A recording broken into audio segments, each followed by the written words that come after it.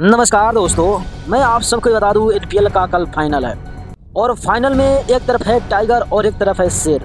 भाई साहब, आप तो दोनों के दोनों अगर एक देखें तो एक उप कप्तान सीनियर टीम का और एक है कप्तान, मगर बड़ा सवाल ये बनता है कि कौन टीम जीतेगा। अब सोचो कि लुम्बिनी लायंस जैसे तैसे करके, यानी कि भाई साहब किस्मत के भरोसे पे लुम्बिनी लायंस फाइनल में प्रवेश किया है, मगर सुदूर पश्चिम ने ऐसा फाइनल में प्रवेश किया है कि सिर्फ एक ही मैच हारा है। अब सोचो कि एक मैच हार कर फाइनल में प्रवेश करना ये बहुत बड़ी बात हो गई और टीम के लिए और टीम के जो खिलाड़ी है उनके लिए।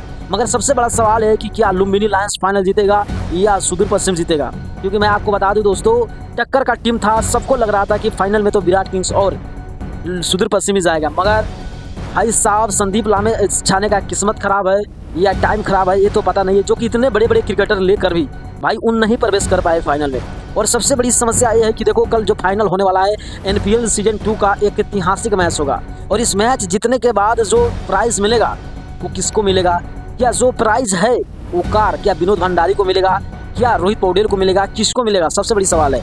मगर मैं आपको बता दूं दोस्तों, जिसको भी मिले, चलो नेपाल को क्रिकेट कर भी मिलेगा तो अच्छा है, क्योंकि अगर विदेशी खिलाड़ी को मिले तो भाई कुछ मुश्किल हो सकता है। तो मैं आप लोगों से यही पूछना चाहता हूं कि देखो, कल का जो फाइनल मुकाबला है वो कौन टीम जीतेगा, सुदूर या लुम्बिनी? अपना राय जरूर कमेंट करें। टाइगर या बाघ, अपना राय जरूर कमेंट करें और हो सके तो इस वीडियो को शेयर करके प्लीज जरूर फॉलो करें। थैंक्स फॉर वॉचिंग, देखने के लिए धन्यवाद।